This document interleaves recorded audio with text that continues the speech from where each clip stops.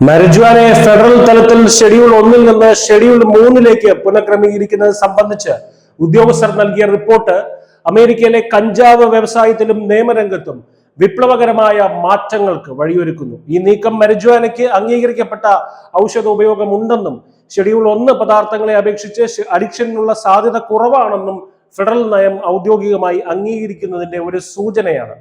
ഈ മാറ്റത്തിന്റെ ഏറ്റവും വലിയ ഉടനടിയുള്ള നേട്ടം കഞ്ചാവ് ബിസിനസ്സുകളുടെ സാമ്പത്തിക ഭാരം കുറയ്ക്കും എന്നതാണ്. നിലവിൽ ഷെഡ്യൂൾ 1 ആയതിനാൽ കഞ്ചാവ് ബിസിനസ്സുകൾക്ക് സാധാരണ ബിസിനസ് ചെലവുകൾ, അതായത് ശമ്പളം, വാടക, പരസ്യം തുടങ്ങിയ ബിസിനസ് ചെലവുകൾ ഫെഡറൽ നികുതിയിൽ നിന്ന് കിഴിവ് ചെയ്യാൻ സാധിക്കില്ല. ഷെഡ്യൂൾ 3 മാറുമ്പോൾ ഈ നിയന്ത്രണങ്ങൾ നീങ്ങും. ഇത് അവരുടെ ലാഭക്ഷമത ഗണ്യമായി വർദ്ധിപ്പിക്കുകയും നിയമപരമായ വിപണിയെ ശക്തിപ്പെടുത്തുകയും ചെയ്യും. ബാങ്കുകൾക്കും ധനകാര്യ സ്ഥാപനങ്ങൾക്കും കഞ്ചാവ് ബിസിനസ്സുകളുമായി സഹകരിക്കാൻ കൂടുതൽ എളുപ്പമാകും. ഇത് ബാങ്കിംഗ്, വായ്പകൾ, ക്രെഡിറ്റ് കാർഡ് സേവനങ്ങൾ എന്നിവയിലെ നിലവിലെ ബുദ്ധിമുട്ടുകൾ ലഘൂകരിക്കാനും സഹായിക്കും. കൂടാതെ ഈ ഒരു നീക്കം ശാസ്ത്ര ഗവേഷണത്തിന് വലിയ ഉത്തേജനം നൽകുമെന്നാണ് ട്രംപ് പറയുന്നത്.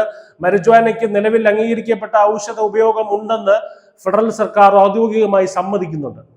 ഡ്രഗ് എൻഫോഴ്സ്മെന്റ് അഡ്മിനിസ്ട്രേഷൻ നിയന്ത്രണങ്ങൾ കുറയുന്നതിനാൽ കഞ്ചാവിന്റെ ആരോഗ്യപരമായ ഗുണങ്ങളെയും അപകട സാധ്യതകളെയും കുറിച്ചുള്ള ക്ലിനിക്കൽ പരീക്ഷണങ്ങളും പഠനങ്ങളും കൂടുതൽ എളുപ്പമാകും.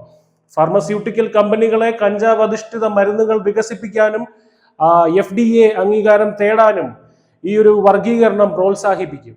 ഈ മാറ്റം നിയമപരമായ മാറ്റമാണെങ്കിലും അത് ദേശീയ നിയമപരമാക്കലായി കണക്കാക്കില്ല. ദേശീയ നിയമമായി അതിനെ കണക്കാക്കില്ല. ഈ എക്സിക്യൂട്ടീവ് ഉത്തരവ് വിനോദപരമായ മരിജുവാന ഉപയോഗത്തെ ഫെഡറൽ തലത്തിൽ നിയമപരമാക്കുകയോ കുറ്റവിമുക്തമാക്കുകയോ ചെയ്യുന്നില്ല.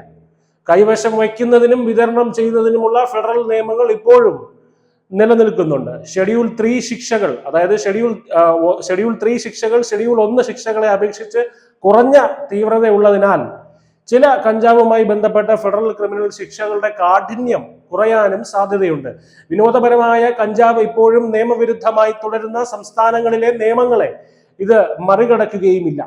Department of health and human services നൽകിയ ശുപാർശകളെ അടിസ്ഥാനമാക്കി ഡ്രഗ് എൻഫോഴ്സ്മെന്റ് അഡ്മിനിസ്ട്രേഷൻ ഉൾപ്പെടെയുള്ള ഫെഡറൽ ഏജൻസികളാണ് ഈ പുനഃക്രമീകരണം അന്തിമമാക്കേണ്ടത്.